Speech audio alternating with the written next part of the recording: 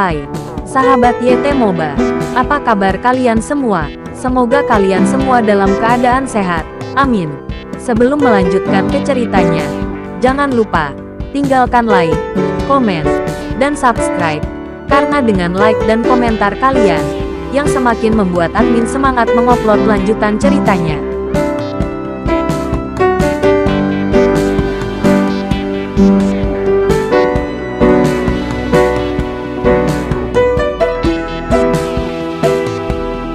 Episode 518. Kisah Ariel anak bos besar yang berpura-pura culun. Villa di lereng gunung. Kaori tidak dapat melakukan pekerjaan apapun di rumah sekarang. Bukannya dia tidak mau, tapi Inem menolak. Inem melakukan semua tugas, berharap dia bahkan bisa mengikuti Kaori ketika dia pergi ke kamar mandi.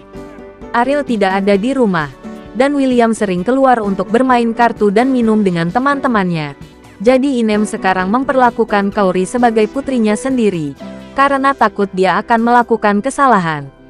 Inem mengubah hidupnya sendiri tanpa Ariel.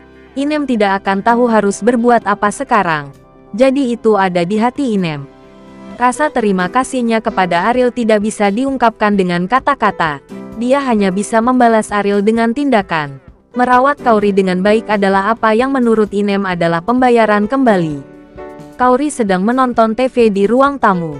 Begitu dia berdiri, Inem berlari ke sisi Kaori dan bertanya, "Apa yang ingin kamu bawa?" "Bibi akan membantumu. Dokter juga mengatakan bahwa kamu tidak bisa duduk diam ya. Kamu perlu berolahraga dengan benar. Jadi biarkan bergerak." Kaori tersenyum tak berdaya. "Aktivitas tentu saja memungkinkan. Tetapi Anda masih harus menyerahkan hal-hal seperti membawa barang-barang kepada saya," kata Inem. "Aku tidak mengambil apapun, hanya berdiri dan bergerak. Jangan terlalu gugup," kata Kaori. Inem mengangguk, dan berkata, "Jika kamu ingin mengambil sesuatu, kamu harus memberitahuku." "Oke, begitu. Kamu pergi bekerja. Aku hampir lapar," kata Kaori. Mendengar ini, kaki Inem terasa berangin, dan dia bergegas ke dapur. Tapi dia tidak bisa membiarkan Kaori kelaparan. Di malam hari, Lucy datang bermain di rumah. Adalah normal bagi Lucy untuk berlari menuju villa di lereng gunung 2 kali dalam 3 hari. Terkadang Lucy menginap di sini untuk menemani Kaori. Lagi pula, Ariel tidak tahu kemana dia pergi sekarang. Lucy mengkhawatirkannya dia bisa berpikir liar. Jadi selama dia tidak terlalu sibuk bekerja, dia akan datang untuk menemani Kaori. Di luar sangat dingin hari ini. Wajahku membeku. Lucy menggosok pipinya, menghirup udara putih tanpa henti. "Di hari yang begitu dingin, kamu harus pulang langsung di masa depan. Kamu tidak perlu sengaja datang untuk menemaniku. Ada begitu banyak hal yang menunggumu untuk ditangani di perusahaan," kata Kaori. Saat ini perusahaan Wijaya hampir semuanya dikelola oleh Lucy. Dia hanya bertanggung jawab atas beberapa keputusan pengambilan keputusan besar. Beban seperti ini tiba-tiba menimpa Lucy. Dan Kaori tahu bahwa dia juga pasti sangat tidak nyaman. "Membosankan sendirian saat aku pulang.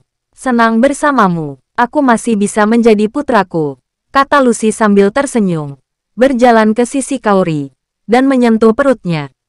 "Bagaimana kamu tahu itu anak baptis?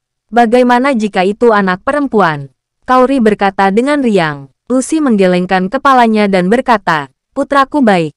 Bahkan jika aku menjadi bajingan di masa depan, aku tidak akan terluka. Putriku sangat menderita. Aku tidak ingin lelaki kecil ini menderita di masa depan." "Masa depan? Mengatakan bahwa kamu tampaknya tidak pernah menyakiti seorang pria. Tetapi saya mendengar bahwa seseorang mengejar kamu baru-baru ini. Tetapi kamu dengan kejam menolaknya." Kaori tersenyum. Memang ada orang di perusahaan yang mengejar Lucy. Tapi Lucy tidak menyukainya. Dan bunga yang dia kirim setiap hari dengan kejam dibuang ke tempat sampah olehnya. Tapi bagaimana Kaori bisa tahu tentang urusan perusahaan? "Kamu tidak akan ada di sana, masih ada eyeliner di perusahaan. Jadi bagaimana kalau mengawasi pekerjaanku?" Lucy berkata kepada Kaori dengan wajah ganas, sengaja berpura-pura galak. Kaori berkata tanpa daya. Lucy tidak bisa menahan diri untuk tidak memutar matanya dan berkata, "Permintaanku tidak tinggi. Tidak apa-apa jika orang-orang ini memiliki 1/10 dari 3 ribuan. Intinya adalah mereka bahkan tidak dapat mencapai 1%. Bagaimana saya bisa bersama mereka? Apakah Han Sanqian begitu baik di matamu? Kaori berkata sambil tersenyum. Tentu saja, Lucy sama sekali tidak menyembunyikan kekagumannya pada Ariel. Karena dia telah mengaku kepada Kaori bahwa dia pernah menyukai Han Ariel. Dan berkata, pangeran piano kecil. Bahkan sekarang, tidak memiliki tempat di hatiku. Sayang sekali kamu mengambil langkah ke depan. Saya tidak selangkah lebih maju. Tetapi 3 tahun penuh. Kaori berkata, ya, kamu masih luar biasa. Dan bahkan punya anak. Bagaimana aku bisa membandingkannya denganmu? Lucy membelai perut Kaori. Dan berkata, anak kecil. Ayahmu adalah pria yang luar biasa. Kamu tidak bisa lebih buruk darinya di masa depan. Kaori sangat tidak berdaya. Karena Lucy sudah menganggap anak di perutnya sebagai laki-laki. Tapi sekarang hal semacam ini masih belum pasti. Ambil posisi Kaori di Bandung. Meski rumah sakit sekarang memiliki peraturan yang tidak bisa mengidentifikasi jenis kelamin janin, dia pasti bisa melakukannya selama dia mau. Tapi Kaori tidak pernah memikirkannya. Karena pria dan wanita tidak penting baginya. Selama dia dan anak Ariel sudah cukup. Ngomong-ngomong, apakah ibumu datang memarahimu baru-baru ini? Ekspresi Lucy tiba-tiba tenggelam. Dan dia bertanya pada Kaori. Setelah Lina dan William bercerai, dan diusir dari villa di lereng gunung, wanita ini juga menghilang untuk sementara waktu. Tetapi sejak orang-orang di Bandung mengetahui tentang kehamilan Kaori, Lina mulai muncul lagi, memohon pengampunan Kaori, dan bahkan ingin menikah lagi dengan William. William telah menahan wanita ini selama beberapa dekade, dan sekarang dia akhirnya bebas. Jadi dia secara alami tidak mau. Dan Kaori tidak memaafkan Lina, karena dia berpikir untuk membunuh Ariel. Bagi Kaori, ini tidak bisa dimaafkan. Saya mendengar dari Satpam bahwa ada gangguan lain hari ini, kata Kaori tanpa daya. Keamanan hari baik itu kuat. Jika tidak, wanita ini tidak tahu berapa banyak masalah yang akan ditimbulkannya, kata Lucy. Tak perlu dikatakan berapa banyak keluarga Nicholas mementingkan Kaori, hanya untuk masalah Lina. Untuk mencegahnya menyelinap ke area villa secara diam-diam, keluarga Tian telah mengirim lusinan penjaga keamanan lagi. Dan ada orang khusus yang menjaga satu-satunya cara untuk memasuki villa di lereng gunung. Bahkan orang yang lewat pun akan ditanyai oleh Satpam. Dapat dikatakan bahwa tidak mungkin ada orang yang masuk ke villa di lereng gunung. Sekarang Kaori menghela nafas. Meskipun dia tidak bisa memaafkan perilaku ibunya, tapi bagaimanapun juga Lina adalah ibu kandungnya. Terkadang Kaori masih merasa sedikit tak tertahankan ketika dia memikirkan situasinya yang menyedihkan saat ini. Kaori tahu betapa dia mencintai kehormatan. Jika keluarga ibunya tahu kalau ibunya bercerai dan diusir dari villa, Lina pasti akan malu. Jika dia tidak ingin membunuh Ariel, mungkin aku tidak akan begitu kejam. Kaori berkata, itu bukan salahmu. Itu salahnya sendiri. Jangan terlalu memikirkannya. Dalam periode khusus ini, kamu tidak bisa membiarkan wanita ini dekat denganmu. Setelah selesai berbicara, Lucy masih sedikit khawatir. Takut Kaori akan melembutkan hatinya. Dan terus mengingatkan, apakah kamu akan melembutkan hatimu atau tidak? Kamu harus memikirkan anak di dalam perutmu. Tenang. Aku tahu. Kaori mengangguk dan berkata, pada saat ini, Lina berada di luar gerbang area villa. Dia berteriak lagi, dan dia menolak untuk pergi sampai setengah jam kemudian. Setelah berbalik dan berjalan pergi, Lina yang tampak tertunduk benar-benar masuk ke pantong.